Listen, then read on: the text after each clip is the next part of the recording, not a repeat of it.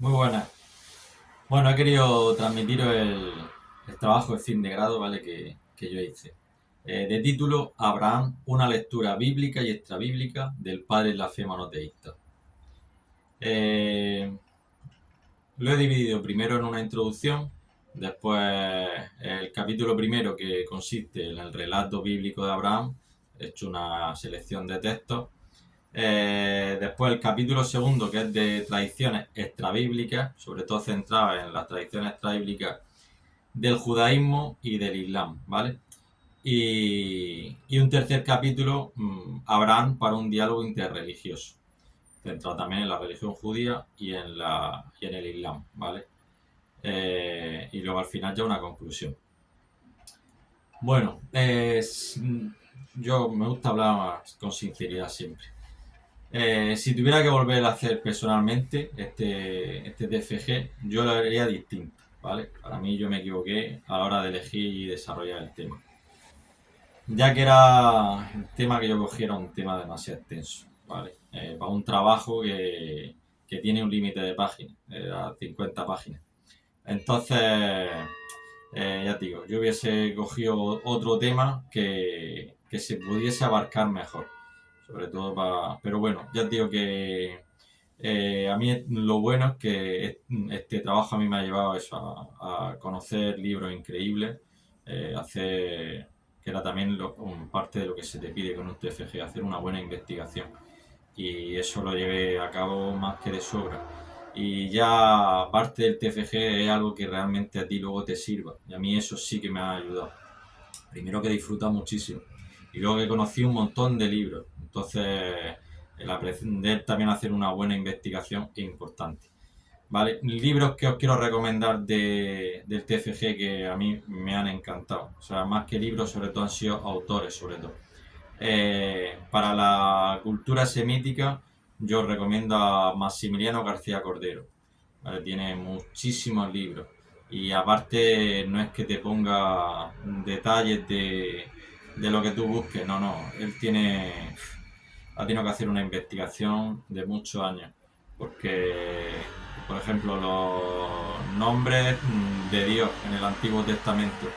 Y tiene, ya te digo, lo abarca entero de todos los nombres y de muchos datos. Luego de comentarios bíblicos, ¿vale? Y de las bases de la teología, la Biblia comentada por los padres de la Iglesia. Para mí eso ha pasado a formar parte de un pilar importante para cualquier trabajo que yo haga.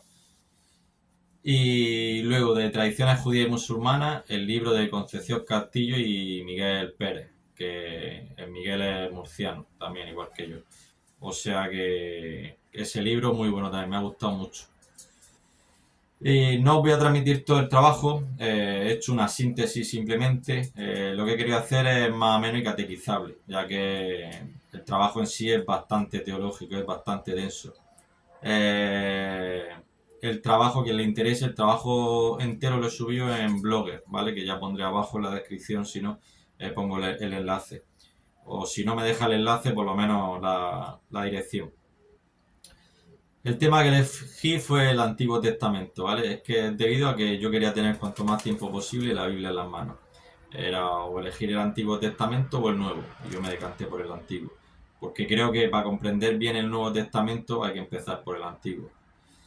Elegí el relato de Abraham, pues surgió de improviso. En esos momentos se estaba proclamando en la Eucaristía el relato de Abraham y para mí es un personaje, es un patriarca, un personaje, no sé, que me identifico mucho con él también. Entonces decidí hacerlo sobre él. La intención de este trabajo es hacer una exégesis razonada de las diferentes perícopas. Las perícopas, para que no lo sepa, es un fragmento de la Biblia que si tú lo sacas de la Biblia por sí mismo tiene un principio y un fin, tiene sentido, ¿vale? Es como por ejemplo una parábola o un milagro. Y a la vez una teología bíblica que vaya uniendo todos los conceptos. Por eso, aunque la Biblia es un conjunto de libros arraigados en la historia, no por ello son libros históricos, ¿vale? O sea, que yo lo que quería es más que centrarme en datos de historia y meter mucha historia. Yo lo que quería era eso, conocer pues, la experiencia que Abraham realmente pudo tener con Dios, ¿vale? Y conocer también por qué es lo que cómo era la cultura de aquella época, cómo era Abraham, cómo era Sara. Entonces, ya te digo, indagando en las tradiciones, las costumbres, la cultura de aquella época. Y en concreto eso, en la relación, poder llegar a saber la relación que puedo tener de intimidad con Dios. Bueno, el libro del Génesis. Primero hago una introducción. La Biblia comienza en el Génesis, ¿vale? Los grandes temas bíblicos afianzan sus raíces en este libro. Dios, el mundo, el hombre, la familia, la fraternidad, el origen de los pueblos, la geografía humana, la diversidad de lenguas, el problema del mar, de la muerte, el pecado, la providencia, el perdón. Fijaos qué temas más importantes y ya se empiezan a tratar todo desde el Génesis. A grandes rasgos se puede observar que el libro del Génesis consta de dos secciones, cada una de ellas con unos contenidos y unas características literarias específicas y bien definidas. En la primera sección, que se ocupa del origen del mundo y del hombre, como vemos desde Génesis 1 hasta Génesis 11:26, Dios es el principal protagonista. En la segunda sección se rememora el origen de Israel, desde Génesis 12 hasta el 50:26, que está protagonizada por hombres de la familia que Dios eligió para hacer de ella pues, un pueblo santo, su pueblo, el pueblo que Dios eligió. Génesis 11 del 1 al 9 vemos la Torre de Babel, ¿vale? Que en semítico occidental significa confusión. La humanidad llega a Senaar, Babilonia, cuyo significado es puerta de Dios.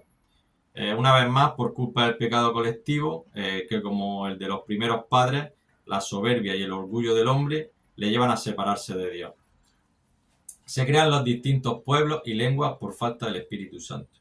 El Espíritu Santo, bueno, la unión solo quedará restaurada en Cristo Salvador, con el milagro de las lenguas de Pentecostés, en donde el lenguaje del amor sirve de unión y de entendimiento entre los distintos pueblos. Eso es lo que iba a decir. Que cuando realmente hay amor es cuando se entiende la gente. Es la lengua que entiende todo el mundo, vamos. Que entendemos todo el mundo. Según relación de pueblos agrupados, sobre todo por relación histórico-geográfica, bueno, los hijos de Noé, Jafet, Cam y Sem, ¿vale?